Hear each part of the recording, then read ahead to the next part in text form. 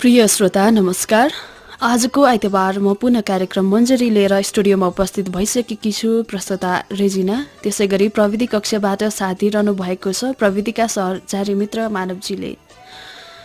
साहित्यका थुप्रै विधामध्ये विशेष गरेर कथा विधालाई सम्मान गर्दै आएको कार्यक्रम मञ्जरीमा आज पनि एउटा फरक कथा लिएर यहाँहरू समक्ष उपस्थित भइसकेकी छु।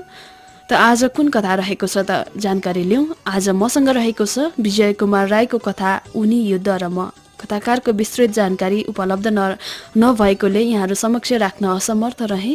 त कथा उनी युद्ध र म भित्र प्रवेश गर्नु पूर्व राख्न चाहन्छु सदाझै एउटा गीत गाउनु भएको छ स्वरूपराज आचार्यले, शब्द भर्नु भएको छ सञ्जीव थापाले, अनि यसमा सङ्गीत दिनुभएको छ हरि लम्सालले।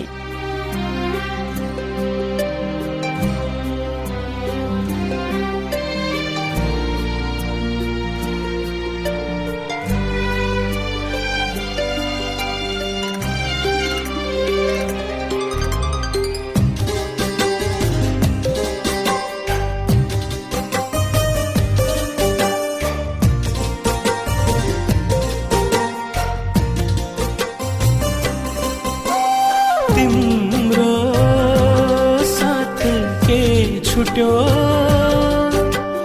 जिन्दगी नै ओझेल पर्यो।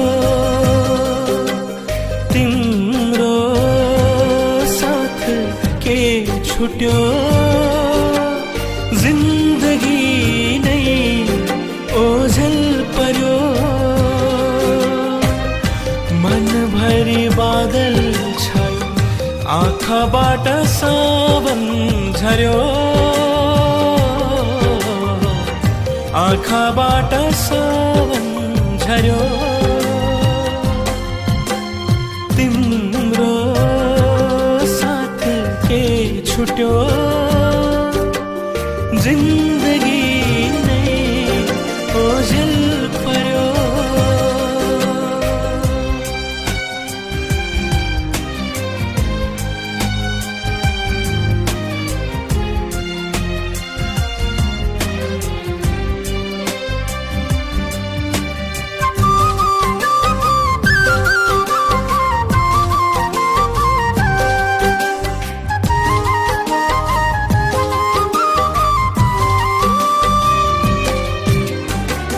कतै मैले एकहोरो मायालाई छु कि हो, कतै मैले एकहोरो मायालाई छु कि, या त मैले तिमीलाई भ्रममा पाएछु कि, या त मैले तिमीलाई भ्रममा पाएछु कि। होइन भने साथ छुट्दा एक्लै किन रुनु पर्यो। होइन भने साथ छुट्दा एक्लै किन रुनु पर्यो। मनभरि बादल छायो, आँखाबाट सावन झर्यो, आँखाबाट सावन झर्यो। तिम्रो साथ के छुट्यो जिन्दगी नै ओझेल पर्यो।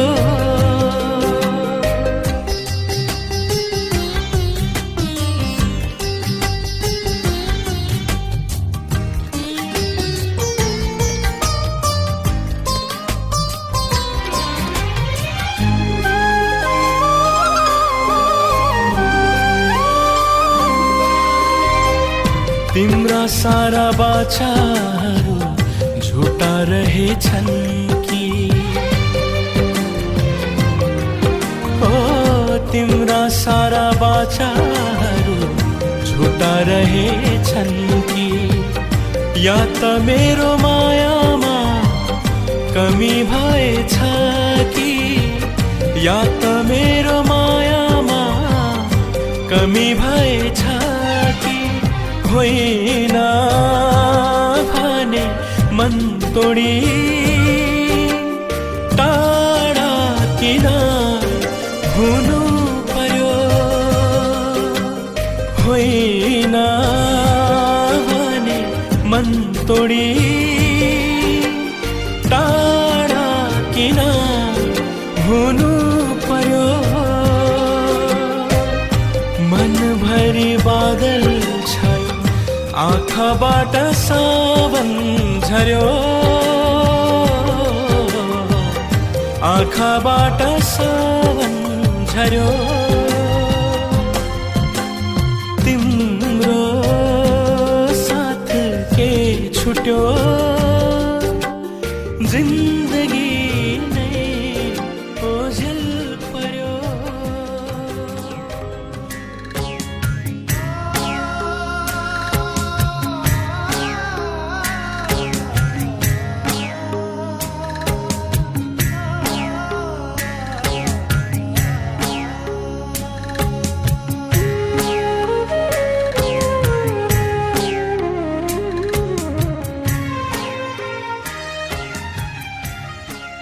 उनी मलाई बनावटी ठेगानामा चिठी पठाउने गर्छिन्। आज उनको चिठी आएको छ, तर अफसोस उनलाई पत्र पठाउन सक्दिन कारण उनको कुनै स्थायी ठेगाना छैन। म खोटाङको आर्मी ब्यारेकमा छु, इन्फेन्ट्री डिभिजनमा। रातहरू अचेल भयानक हुने गरेका छन्। कुनै पनि रात हाम्रो ब्यारेकमा बन्दुकका गोलीका झिल्काहरू बन्न सक्छन्।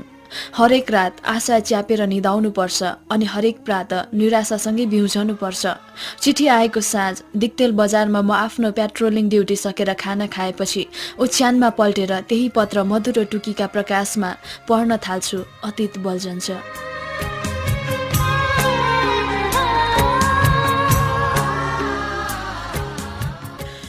कविता र म सानैदेखिका साथी हौं। सानो छँदा उनीसित भाँडाकुटी खेलेको सम्झना स्मृतिमा अहिले पनि आएर अलि धुमिल भए पनि हामी अलि ठुलो भएपछि दिखुवा खोलाको वनमा बाख्रा चराउन जाँदा ऐसेलु र काफल टिपेको आजसम्म पनि स्मृतिपटमा ताजै छ। हामी एउटै कक्षामा पढ्थ्यौं, सँगै स्कुल जान्थ्यौं र फर्कन्थ्यौं। हाम्रो परिवारको पनि एक आपसमा खूब मेल थियो। त्यो दिखुवाको सुसाई, निर्जन वन, ऐजेलु, कटुस र काफलका बोटहरू।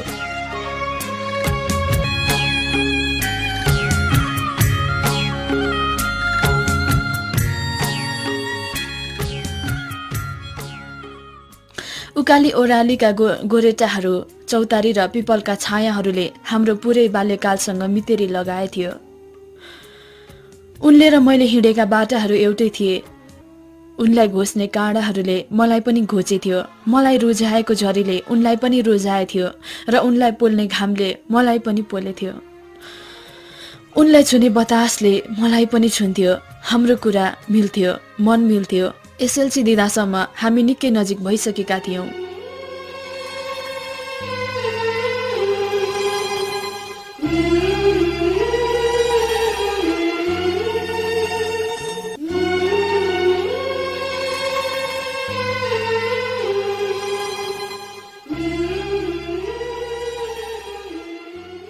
अझ पछि गएर हाम्रो सपना पनि मिल्यो। हाम्रो पढाइ राम्रै थियो। काठमाडौँ गएर साइन्स पढ्ने भयौं। दुवैको डाक्टर बन्ने निजी र साझा सपना थियो। म काठमाडौँ जाने भएँ, तर कविताको परिवार उनलाई काठमाडौँ पढाउन सक्ने आर्थिक स्थितिमा थिएन। सोचे जस्तो कसको पो जीवन छ र। हाम्रो सपना एक छेउ एक त्यस दिन फाट्यो। त्यो हाम्रो पहिलो बिछोड थियो।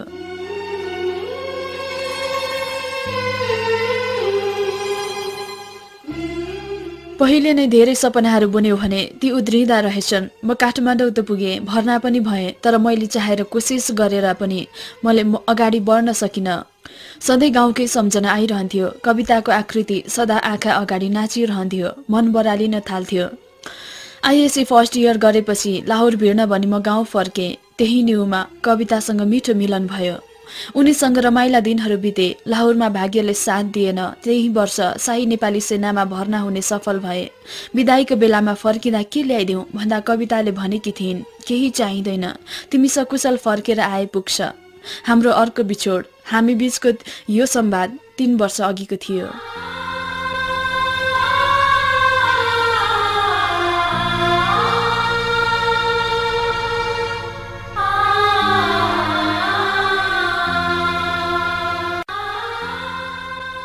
दोस्रो बिछोडको 1 वर्षपछि म घर फर्किँदा गाउँमा कविता थिएनन्। क्रान्तिकारी विचारधाराका पुस्तकहरू उनी पढ्ने गर्थिन्। एक दिन आफूले पढेको पुस्तकहरूको पात्र बन्न उनी सुटुक्क हिँडिछन्, उनको बा आमा र मेरो सपनामा तुसारो छरेर।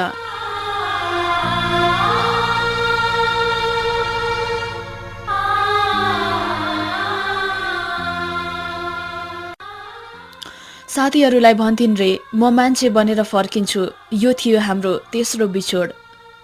यसरी हाम्रो जीवन कुनै एउटा सिनेमाको रिल झै घुमिरह्यो। समयको चक्रसँगै हामीले फरक बाटा रोज्यौं। हामीले हिँड्ने बाटाहरू फरक भए। नदी पुल भए पनि त्यही नदीको 2 भिन्न किनार हिँड्यो।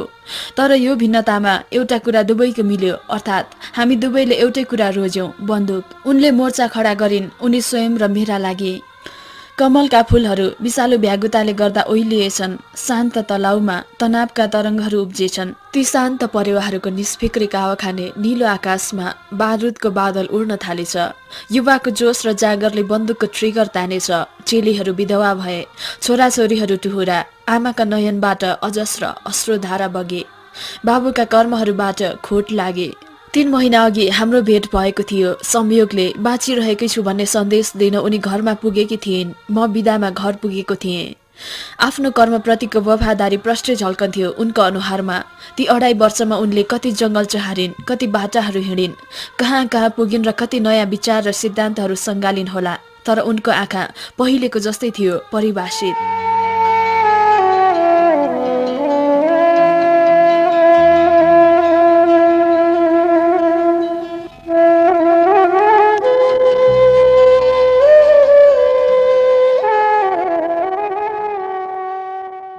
हामी घङ्गारुको घारीमा कुरा गर्थ्यौं, जुन कुनै पनि बेला AK-47 303 का गोलीले छेड्न सक्थ्यो।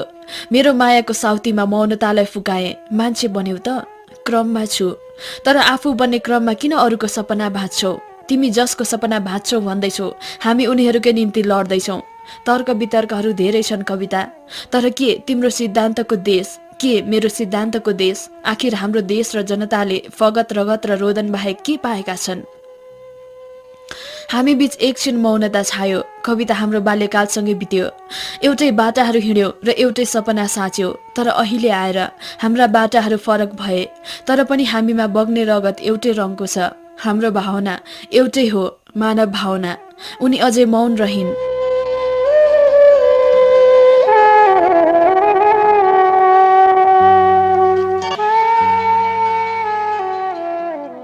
तिमीले के पढ्यौ? कस्तो सिद्धान्त अँगाल्यौ? मलाई थाहा छैन, तर मलाई यति भन कि मानवताको सिद्धान्तलाई तिमीले किन आहुति दियौ? त्यसैलाई मैले आहुति दिएकी छैन। मानवताको सिद्धान्तमा म पनि मान्छु। त्यसैले त हामी धनी र गरिब अनि शासक र जनता बीच विद्यमान खाडोलाई पूर्ण चाहन्छौँ। सबै मानिस समान हुन् र हुनुपर्छ भन्ने नै हाम्रो मूल सिद्धान्त हो। तर यो स्थिति अहिलेको नेपालमा छैन। त्यसैले हामी नयाँ नेपालको निर्माणमा जुटेका छौँ। हामी समान अधिकार प्राप्तिको लागि लड्दैछौँ, कविताले भनिन्।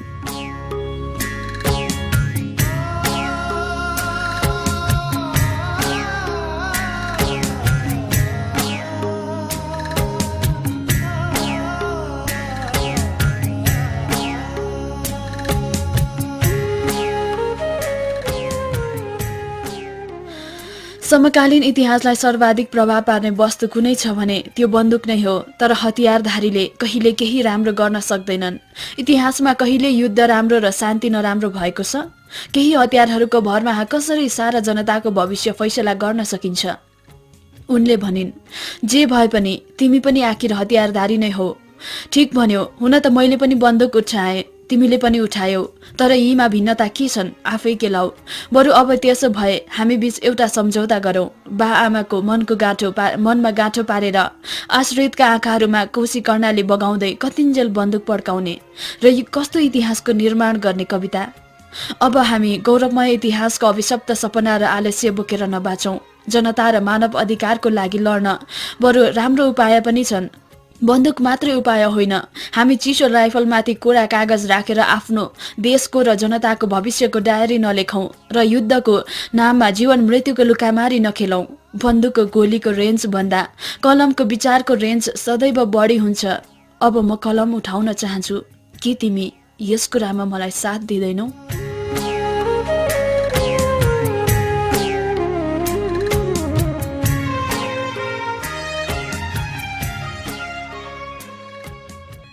उनका ती परिभाषित आँखामा मैले उत्तर खोजे, तर प्रश्न जवाफ पाइन। म चाँडै बन्दुकलाई अवकाश दिँदैछु। खाना खाएपछि ओछ्यानमा ढल्किएर आज आएको उनको पत्र टुकीको मधुरो प्रकाशमा म पढ्दैछु। उनले लेखेकी हुन्छन्, म मान्छे बन्न बन्दुक बिसाउँदैछु, समाज र देश निर्माण गर्न कलम उठाउँदैछु।